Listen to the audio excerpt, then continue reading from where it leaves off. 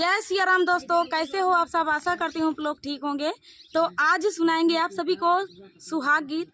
बहुत ही प्यारा सुहाग गीत है, सुनिएगा और बताइएगा कैसा लगा। देर न करते हुए चलिए सुनाते हैं ये प्यारा सा सुहाग गीत।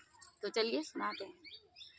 राजा जनक एक बगिया लगावई, अरे राजा जनक एक बगिया लगावई, अरे भारी फूल भाए का चनार रे लाला नवा, अरे भारी फूल भाए का चनार रे लाला नवा, अरे वही फूल बगिया में गिरे जा भवानी, अरे वही फूल बगिया में गिरे जा भवानी, अरे सीता पूजन कराए जाई रे लाला नवा, अरे सीता पूजन करे जाई रे लाला नवा, अरे गिरे जा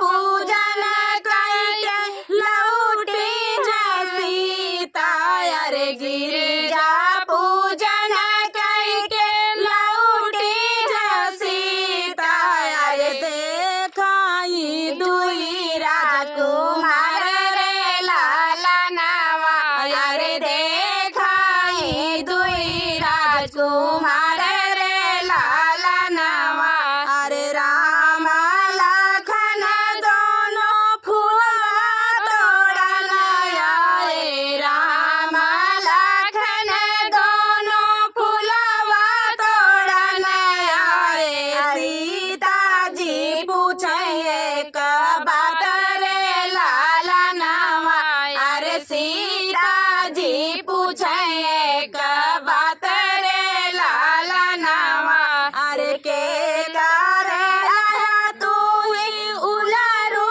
से दुलारू, अरे के कर आया तू उलारू से दुलारू, अरे के कर प्राण आधार रे लाला नवा, अरे के कर प्राण आधार रे लाला नवा, अरे के करे नगर तू ही बिहार बाटा, अरे के करे नगर तू ही बिहार बाटा, अरे कहाँ जे आए ससुराल रे लाला नवा, अरे कहाँ जे आए ससुराल रे लाला नवा, अरे राजा दशरथ जी का उलारू से दुलारू, अरे राजा दशरथ जी का उलारू से दुलारू, कौशल्या जी के प्राण आधार रे लाला नवा, कौशल्या जी के प्राण आधार रे लाला नवा, अरे राजा जनक घर बिहायल बाटी, अरे राजा जनक घर बिहायल बाटी, अरे जनकपुर है ससुराल रे लाला नवा, अरे जनकपुर है ससुराल रे लाला नवा, अरे तनी बचन जब सुनली शीतल रानी, अरे तनी बचन जब सुनली शीतल रानी, अरे मुख पर फेरे लागे हाथ रे लाला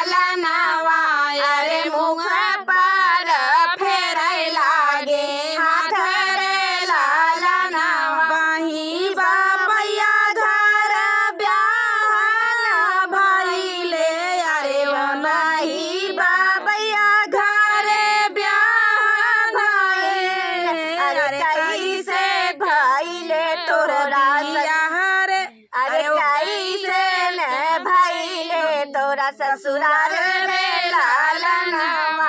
अरे आबाही बापैया मोर बियाह ना कइले, अरे आबाही बापैया मोर बियाह ना कइले, अरे कैसे भइले तोरा ससुराल रे लालनवा।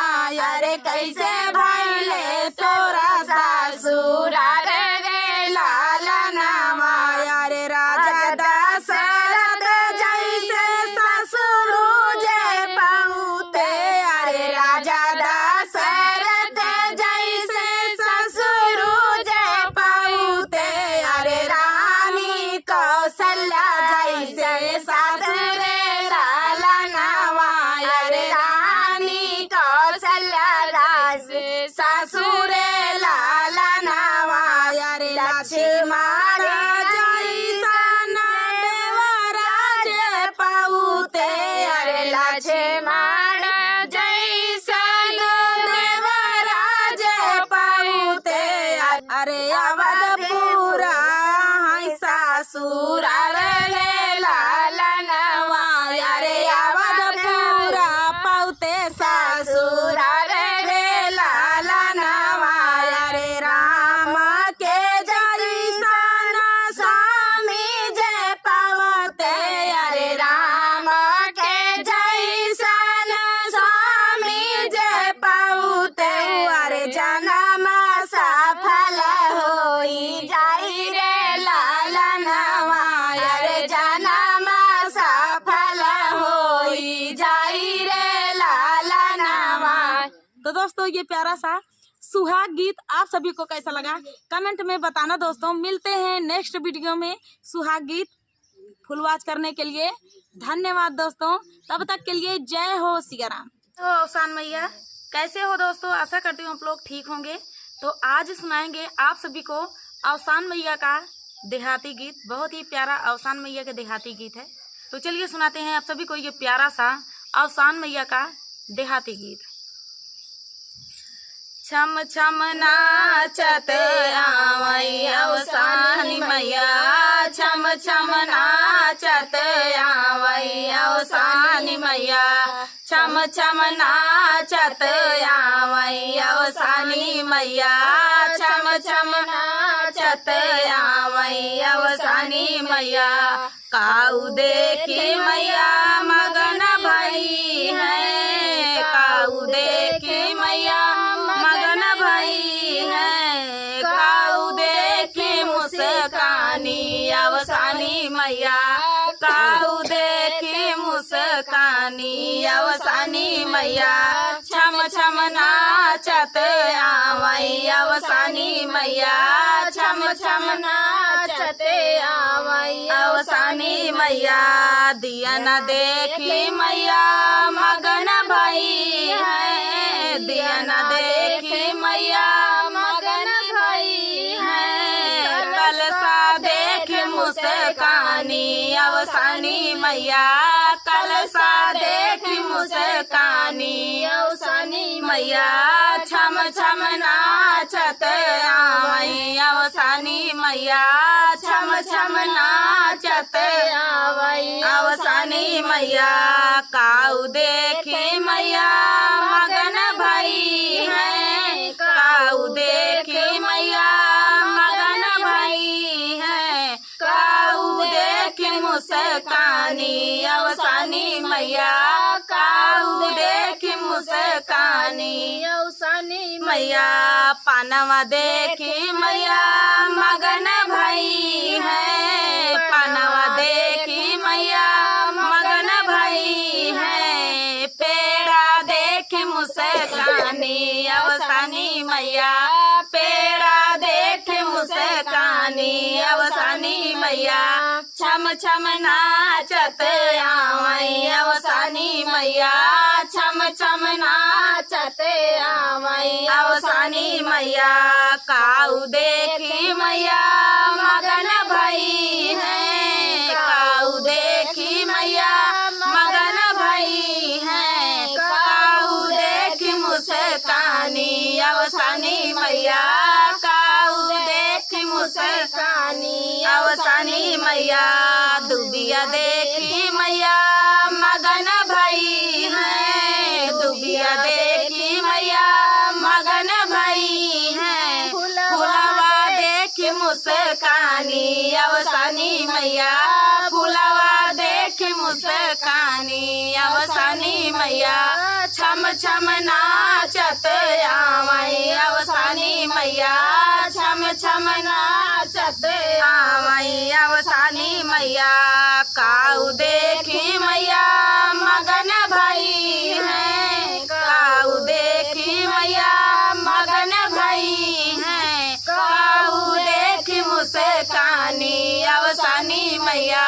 काऊ देखी मुस्कानी अवसानी मैया, सिंदूरा देखी मैया मगन भई है, सिंदूरा देखी मैया मगन भई है, बिंदिया देख मुस्कानी अवसानी मैया, बिंदिया देख मुस्कानी अवसानी मैया, छम छम नाचत आवई अवसानी मैया, छम छम नाचत आवई अवसानी मैया, काऊ देखी मैया मगन भई है, काऊ देखी मैया मगन भई है, काऊ देखी मुस्कानी अवसानी मैया, काऊ देखी मुस्कानी अवसानी मैया, चूड़िया देखी मैया मगन भई है, चूड़िया देखी मैया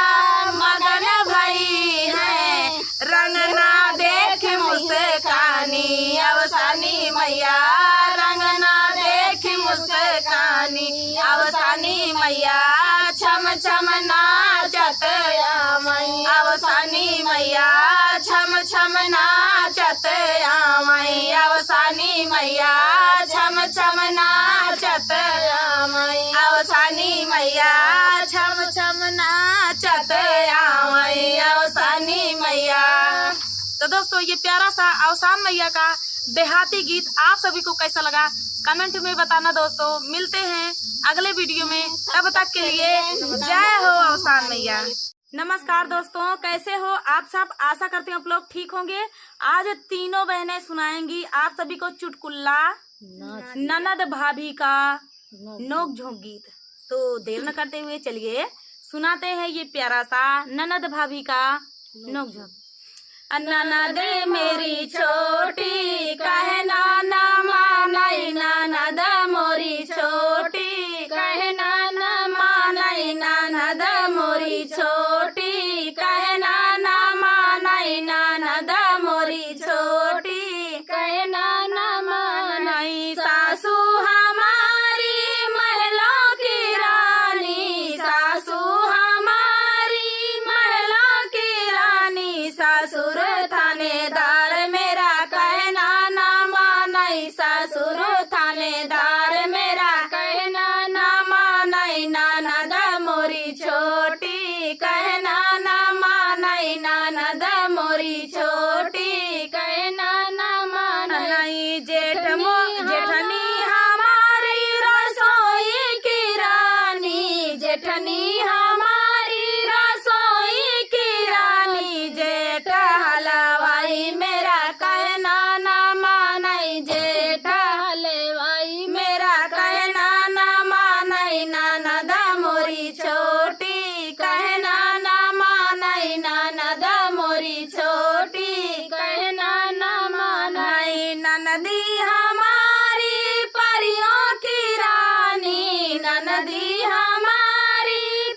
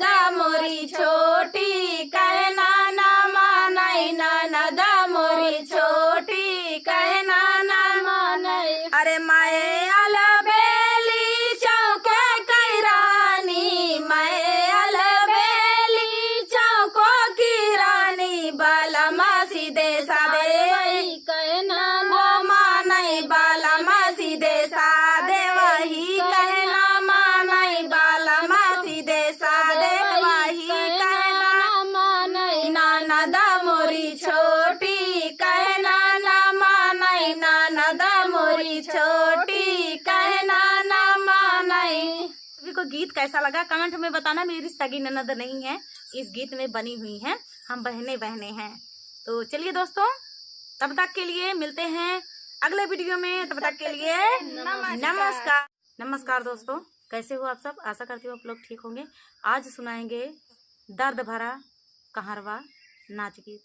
पिया मांगई गवनवा अब का करी हो, पिया मांगई गवनवा अब का करी, पिया मांगई गवनवा अब का करी हो, पिया मांगई गवनवा अब का करी। बारिशवा का हमारी उमरिया, बरहे बारिशवा के हमारी उमरिया, लाए गवनवा अब का करी हो, पिया लाए गवनवा अब का करी, पिया मांगई गवनवा अब का करी हो, पिया मांगई गवनवा अब का करी। गवना लिया ये पिया घर बैठवाले, गवना लिया ये पिया घर बैठवाले, अपना गैले विदेशवा अब का करी, अपना गैले विदेशवा अब का करी हो, पिया मांगई गवनवा अब का करी हो, पिया मांगई गवनवा अब का करी। बरहे बारिशवा से पिया जब लौटे, बरहे बारिशवा से पिया जब लौटे, संग लाए सवतिनिया अब का करी, संग मालाए सवतिनिया अब का करी। सवतिन लिया ये पिया चढ़ले अटरिया, सवतिन लिया ये पिया चढ़ले अटरिया, धड़कई हमरो कर जवा अब का करी, धड़कई हमरो कर जवा अब का करी हो, पिया मांगई गवनवा अब का करी, पिया मांगई गवनवा अब का करी। देती हूँ ना मोरी ससुर ढल तलवरिया, देती हूँ ना मोरी ससुर ढल तलवरिया, अपन परनवा अब का करी हो, अपन परनवा अब का करी हो, पिया मांगई गवनवा अब का करी हो, पिया मांगई गवनवा अब का करी हो, पिया मांगई गवनवा अब का करी। तो दोस्तों, ये प्यारा सा दर्द भरा गीत आप सभी को कैसा लगा कमेंट में बताना दोस्तों। मिलते हैं अगले वीडियो में, तब तक के लिए नमस्कार दोस्तों। नमस्कार दोस्तों।